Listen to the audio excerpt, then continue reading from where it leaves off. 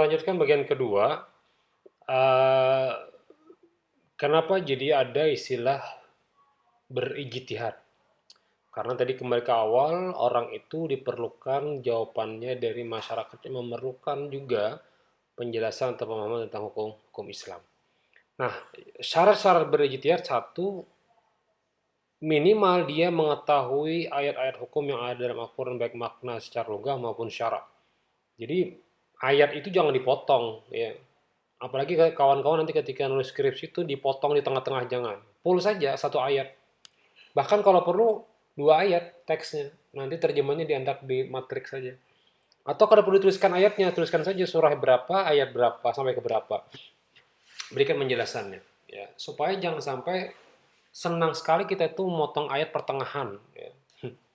Litahkum bainan nas, litahkumanya aja diketik litahkum bainan nas. Padahal banyak kalimat sebelumnya. Karena satu paket ya, satu ayat itu satu paket. Bahkan kalau memang ada asbabun nuzulnya, sebutkan deh alasannya bahwa ayat ini turun dikarenakan asbabun nuzulnya apa gitu ya.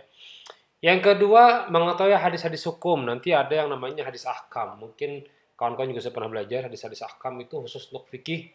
Khusus ada kena khusus hadis-hadis tentang muamalah sosial, muamalat juga sama, ya dan seterusnya. Yang ketiga, mengetahui nasakh dan mansukh dari ayat Al-Quran ini mungkin tidak sepenuhnya bisa kita kuasai, tapi minimal dengan mengetahui ada yang ayat yang sudah dinasakh atau dihapus dan tidak dipakai lagi, mungkin Anda bisa melihat ya. Kemudian uh, ijma harus tahu dulu ya. Jadi banyak kasus-kasus ijma yang telah disepakati dalam konteks mengetahui perkara-perkara yang terjadi pada masa ijma tersebut ya. Yang kelima, menguasai kias, syarat-syaratnya, ilat hukum dan cara beristinbat dengan menggunakan kias. Ya tentu, ketika kita menggunakan kias, yang dicari itu bukan hanya sekedar analogi saja, tapi melihat syaratnya apa, ilatnya apa. Jadi kita bahas, kenapa jadi menggambarkan narkotik atau hal-hal yang memabukkan dengan khamar, karena syaratnya sama. Ilatnya juga sama, yaitu mabukkan gitu ya. Ilat artinya sebab asal hukumnya ya. Yang kelima, menggunakan menguasai ilmu bahasa Arab dengan segala cabangnya. Ya tentu bahasa Arab itu penting, makanya kita ambil dari naskah kitab kita supaya kemampuan dalam membaca teks Arab bisa, meskipun tidak sepenuhnya paham jadi mubtada kah, jadi khabar kah, jadi apa kan, tidak apa.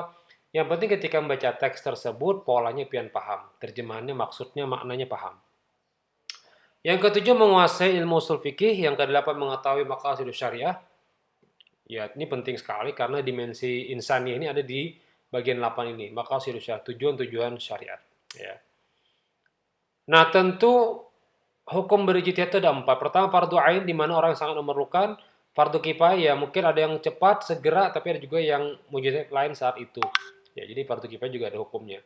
Yang keempat, hukum yang lain adalah hukumnya menjadi sunnah. Ya, mungkin peristiwa terjadi baik ditanya atau tidak. Jadi mungkin berinisiatif sendiri saja mencari solusi hukum awal ya.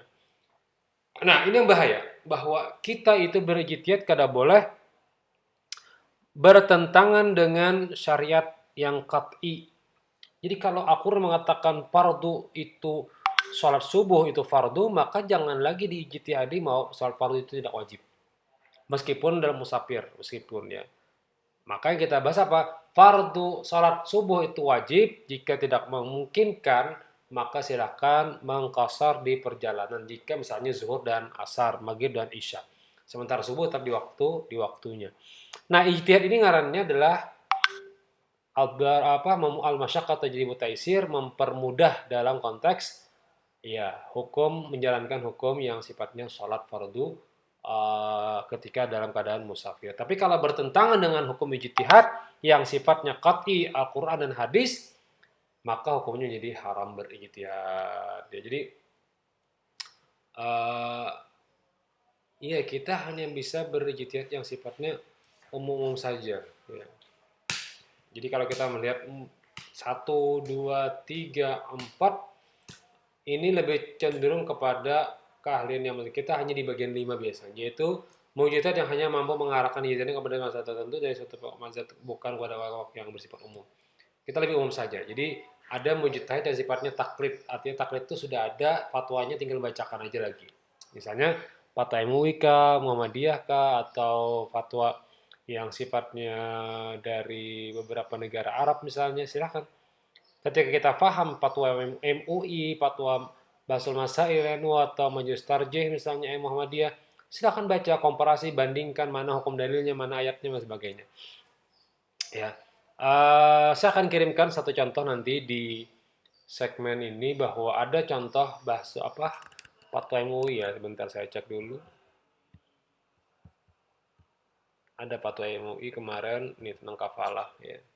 Nah, ini ngarannya kemampuan dalam berijtihad. Apa gerang alasannya dulu, dicari dulu. Ya. Kemudian apa dalilnya? Qurannya ada, ya, hadisnya ada, lengkap nih referensi. Kemudian hadis juga ada, hadis, kemudian ada kaidah fikih, baru memutuskan. Nah, ini ngarannya ijtihadnya. Ya. Pertama, tentang kafalah bahwa ijab dan kabul harus dinyatakan oleh para pihak untuk menunjukkan kehendak mereka dalam mengadakan kontrak. Dua, dalam akad kafalah, penjamin dapat menerima imbalan fee sepanjang tidak memberatkan. Tiga, kafalah dengan imbalan bersifat mengikat dan tidak boleh dibatalkan secara sepihak dan seterusnya. Ya. Nah, ini ngarannya kemampuan dalam berijtihad. Ya.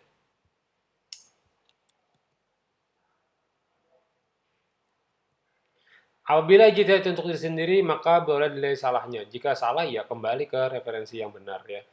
Jadi kalau misalnya kita mengaku salah dalam ijtihad, ya bilang saja salah ijtihad. Tapi kalau tidak tahu, bilang saja tidak tahu.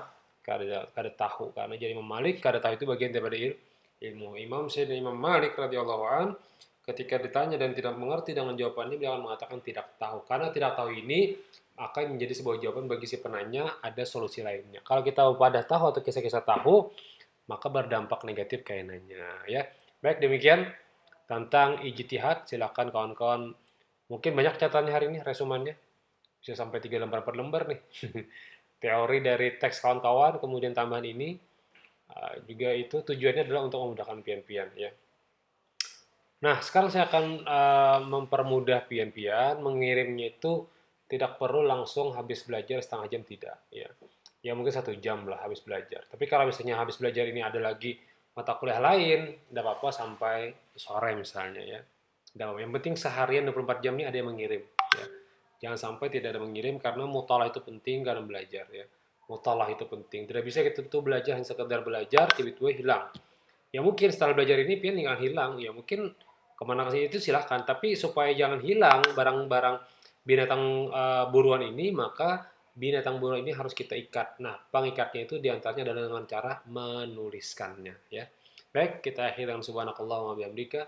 Asyhadu an la ilaha illa anta astaghfiruka wa atubu ilaik. Semoga mendapatkan berkah atas apa yang kita pelajari pada pagi menjelang siang hari ini. Dan mungkin yang rekan-rekan yang mendengar, silakan boleh di like, boleh di subscribe untuk channel ini.